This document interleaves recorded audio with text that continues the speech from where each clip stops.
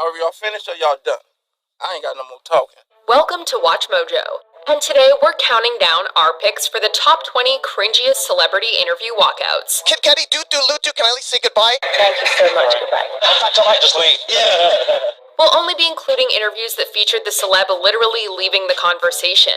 So cranky celebrities and awkward but walkout-less interviews, like we saw with Billy Bob Thornton, will not be included. Would I explain why it's not a hobby? Are you reacting to the fact that I said Yeah, I am.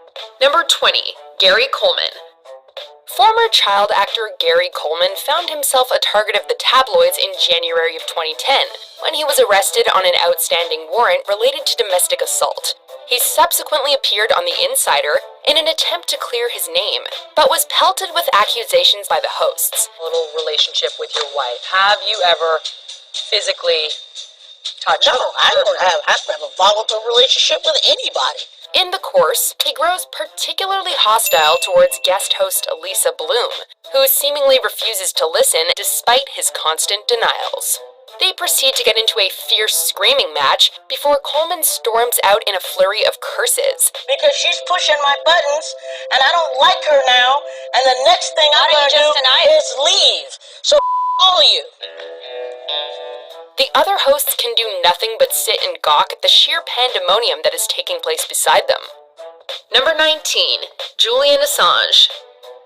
Getting an opportunity to speak to the man who probably knows more than most isn't an opportunity to be squandered, but sadly, that's what CNN ended up doing. And it is extraordinarily disrespectful to those people to start conflating the first revelation of that material with any sort of tabloid journalism. During a 2010 interview, the journalist repeatedly asked Assange questions about his personal life, prompting him to threaten to walk if the questions didn't stop. I'm going to walk if you're going to contaminate us revealing the deaths of 104,000 people. The interview was intended to focus on the importance of WikiLeaks, but quickly turned to inquiries regarding Assange's past lawsuits. After repeated warnings that he would leave if the topic of conversation continued, Assange stayed true to his word and walked out.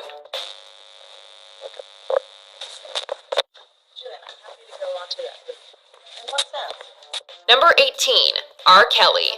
Now this is an interview for the ages. While appearing on HuffPost Live, R. Kelly is told by the interviewer that his controversial personal life has been affecting his album sales and the way people interact with his lyrics. Your personal life has started to interfere with the way that people consume your lyrics. Right, I sent you some messages there about that. You're here to get ratings, and I understand it. I respect that. No, sir, you won't be getting them off me if you're going to interrogate. I'm not interrogating you. Talk about something positive. This does not please Kelly, and he tells the interviewer that she only has one more question. This results in an absolutely hilarious and surreal moment where the two talk over each other for a solid minute, with neither being interested in what the other has to say. There have been multiple accusations against you, against young women in Chicago, and they are concerned about your past, and that's impacting them from purchasing your music sales. I love them all. It doesn't matter who they are. Of course, the interviewer has a point, because R. Kelly's reputation has plummeted in recent years. Number 17. Sarah, Duchess of York. Nobody likes being confronted with video evidence of them committing a crime, especially royalty. In an interview with the Australian version of 60 Minutes, the Duchess didn't seem to want to be there whatsoever. Snappy replies, eye-rolling, and the demand that the camera crew delete certain segments of the recording Delete that bitch. made for an interview that was wild from start to finish. The final straw came when she was shown footage of her accepting a bribe for offering insider access to members of the royal family. With one more huff, the Duchess was out. Number 16. Rita Ora. It's not often that celebrities walk on the Associated Press, but here you have it. Rita Ora gives a rather innocuous interview with the Associated Press, and everything seems to be going swimmingly until the interviewer brings up Calvin Harris not releasing some of her stuff, causing Ora to politely smile and walk away. There's been a lot of rumors that between Calvin Harris and not releasing some of your stuff. Thank you. Bye-bye. A discerning listener can also make out someone off camera saying something to the effect of, "We're not talking about anything personal," and the fact that the interviewer was presumably warned about this makes the situation even more awkward. We guess he just got caught up in the moment and sensed some juicy gossip. It's my love of pop mixed with my love of soul and people that I've loved working with growing up, so it's a great surprise. When can we expect that music? The music comes out next year, January. Number 15, Paris Hilton. Sometimes celebrities just don't want to give up the spotlight. In the case of Paris Hilton, even the suggestion that her fame had run its course hit a sore spot for the notorious diva. As this ABC News interview went on, and she was questioned if she felt threatened by the Kardashians' newfound fame, Hilton became more and more Hilton. Do you ever worry about your moment having passed? Sarcastic laughter and clipped short replies hinted that the TV personality had just about had it with her time in the interview chair. When the reporter asked, "Do you want to wrap up?" Paris spared him an answer and simply got up and left. You want to wrap up? When I was curious about one thing going back. Number 14, LeBron James. A bit of context for this one. In Game 1 of the 2018 NBA Finals, Cleveland Cavalier J.R. Smith made a monumental mistake, resulting in the eventual loss of the game. Watch James. Now wanted a timeout, but too late to get it. And 5 minutes go up on the clock, overtime here in Game 1. Teammate LeBron James was visibly peeved at Smith, and journalists couldn't help but bring it up in the post-game conference. An ESPN reporter asked James what Smith was thinking when he made the error, resulting in a bitter back and forth. When pressed further, despite answering the question numerous times, James simply stood up, gathered his belongings, and left the stage amidst a painfully awkward silence. Did you know if he knew the score? Thank you. We're gonna go ahead and say no, he didn't know what Smith was thinking. Just a hunch. Number 13, Bee Gees.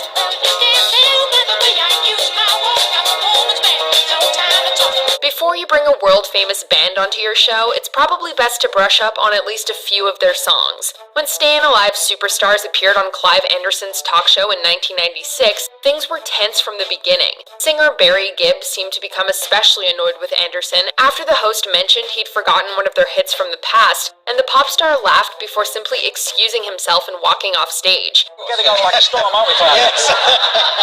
In fact, I might just leave. Yeah. Oh, I've never had anyone walk out before, but... With a painfully awkward half apology, the rest of the band slowly followed, leaving the stunned host all alone. Oh, well, I guess I better join him. Was it something he said? Number 12, Jesse Ventura.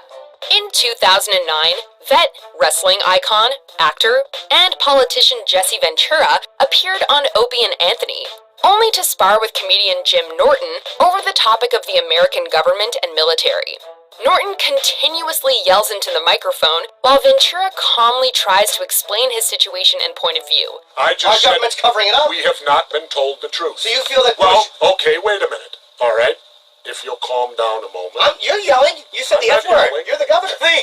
This is serious. It eventually gets so bad that Jesse simply just sits back and stares at Norton, clearly frustrated with his stubbornness.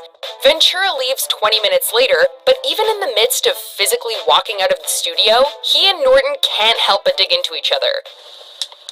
Bye, tough guy. Bye, tough guy. And thanks for your service to our country. You're welcome. Thanks for touching me with your stupid riff-raff Rocky Horror hairdo. It's wonderfully awkward, and it's a miracle that it didn't come to blows. Let's just say, Jim wouldn't have lasted long. Number 11, Donald Trump. Ever since his election, there's been friction between Donald Trump and the press, to put it mildly, and this botched interview with CBS was no exception. Though it began smoothly, things went south fast when the infamous validity behind the Obama wiretapping accusations were brought up. You call him sick and bad. Look, you can figure it out yourself. Apparently this was a touchy subject for President Trump, as only moments after the questioning began, he waved the reporter away and announced that the interview was over. It's enough. Thank you. Thank you very much. To be quite honest, nobody was all that surprised. Can't talk anymore. No, can't talk anymore. Number 10, Jordan Belfort. Why can't I ask this question? Honestly, and I was told this was a friendly nice interview, and that's no one has ever treated me as disrespectful as you have, really. Legally speaking, Jordan Belfort is a convicted scammer and fraudster who spent 2 years in prison. You may know this because Leonardo DiCaprio played him in The Wolf of Wall Street. After its release, Belfort sat down with 60 Minutes reporter Liz Hayes. Throughout, Belfort grows hostile when Hayes discusses his victims and their restitution. But things get really wild once she asks if he's hiding money in Australia, leading him to scoff and prod Hayes to move on. But an off-screen voice cuts the interview short. You have an oral contract with your management, the Fordham Company. Is that an attempt to hide your income? Next question. The peanut gallery is going to start shining really quickly. We've been audited. I think you can compare what you want here out of this interview. It's not. Why can't I? You got a lot of nerve, boy, I'll tell you. Belfort proceeds to chastise Hayes from the sidelines, calling her disrespectful and telling her that she has a lot of nerve to ask the question she was asking. Number 9. Robert Pattinson. Ryan Seacrest is no stranger to awkward moments. Well, I'm giving you a high five.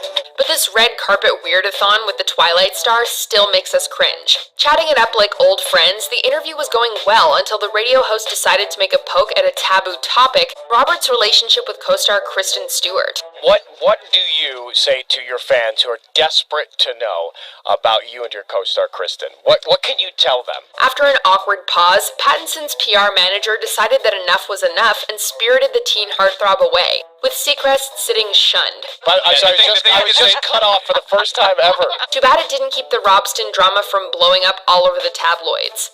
Number 8. Shannon Tweed. She's mad because you made a joke about it. I was trying to lighten the mood and... She was not having it. Yeah. In June of 2011, Shannon Tweed and husband figure Gene Simmons appeared on Joy Behar Say Anything to promote the new season of Gene Simmons' Family Jewels.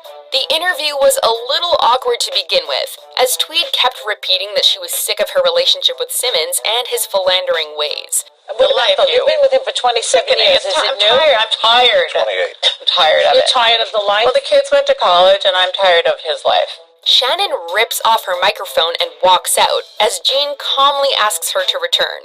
Luckily, not too much damage was done, as Simmons and Tweed married just 4 months later and are still together as of 2019. At least the story has a happy ending. Number 7. Naomi Campbell. Diamonds, drama, cameras being punched, this sounds like an episode of Real Housewives. Backstage during Campbell's charity fashion show for Haiti, ABC reporters decided to question the supermodel about how she allegedly received a large blood diamond from ex-Liberian President Charles Taylor. Apparently she wasn't in the mood to discuss her jewelry, as she quickly cut the reporter off and said that she would not be discussing any diamond during the interview. From Charles, receive a diamond, and I'm not going to speak about that. Shortly afterwards, she stormed away, knocking a camera out of a producer's hands as she made a hasty exit. Thank you so much. Goodbye. Let's get up.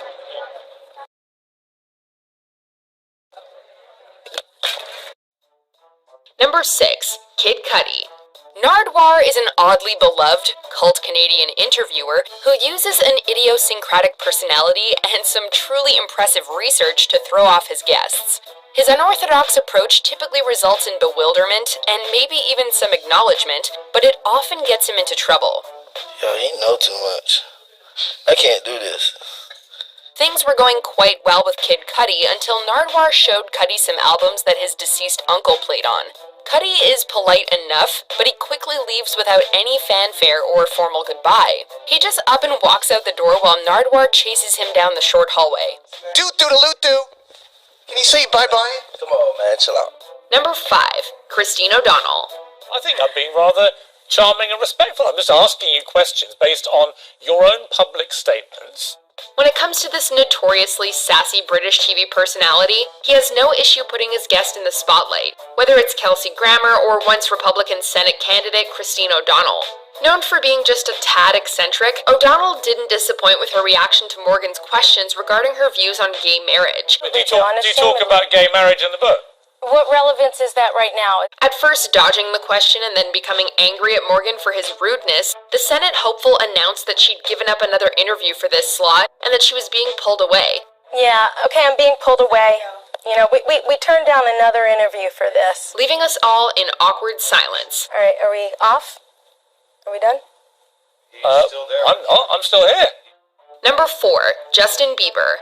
This entire interview was like something you'd see in Lost in Translation. Bieber appeared on a Spanish radio show in 2015 and immediately took umbrage with the format. As the interview was conducted in Spanish, a translator was required to both translate the host's questions and the Bieb's answers. Fiestas, por ejemplo, de Guadalcanal, pues que no va al Que no centro va al ahí. fuego, no No va va a ir al fiestas centro. patronales de Washington. Correcto. Ahí no mete. Sí, bueno, pues como nosotros. You can practically see Bieber's eyes glazing over throughout the interview due to the glacial pace and terrible questions, which many people attribute to poor translating. After 8 minutes of torture and some unnecessary personal digs, the hosts asked Justin to break the internet with some popular YouTubers, forcing Bieber to nonchalantly walk out amidst the host's obvious excitement. Hundreds of millions. Okay. Yeah. Yeah. Come with us. And they are YouTubers. Vamos aquí. Come with us. Talk about being a buzzkill. You know, he was great with us. Thank you very much. Thank you very much for having me. Number 3, Robert Downey Jr. What are we doing? Well, I'm just asking questions, that's all. Right. The British journalist Krishnan Gurumurthy has made awkward interviews his specialty. When Iron Man star Robert Downey Jr. sat down with him in 2015 to promote the latest Avengers movie, we're guessing RDJ wasn't expecting to be asked about his political opinions, his relationship with his dad, or his past experiences with drugs and alcohol. You've talked in other interviews again about your relationship with your father and the role of all of that in the dark periods you went to. After testily answering a few of the interviewer's questions, Downey tried to steer the topic back to the movie before deciding that it was getting a little Diane Sawyer. You see, okay, it's just getting a little Diane Sawyer. No, look, I don't want to do that. Number 2, Joan Rivers. This whole interview is becoming a defensive interview. No! Are you wearing leather shoes? Yeah, shut up. I'm talking. The late Joan Rivers was not to be messed with. CNN proved that the hard way. The interviewer, Frederica Whitfield, is clearly doing that whole I'll attack you but I'll pretend to be polite and act innocent thing throughout the whole interview. She takes numerous pot shots at Rivers while continuing to feign friendliness, which includes laughing at Joan's comments, but before long, she has had enough. You're just saying, no, I'm going. I really am going because all you have done is negative. Once Whitfield comments on Rivers' fur coat, she flies off the handle before calling the interview negative and storming off. Whitfield also states that Rivers kept her microphone on after the cameras had cut and let fly some rather, colorful language. Something tells us Joan did not take kindly to the passive aggressiveness. Before we continue, be sure to subscribe to our channel and ring the bell to get notified about our latest videos. You have the option to be notified for occasional videos or all of them. If you're on your phone, make sure you go into your settings and switch on notifications. Number 1, Whoopi Goldberg and Joy Behar.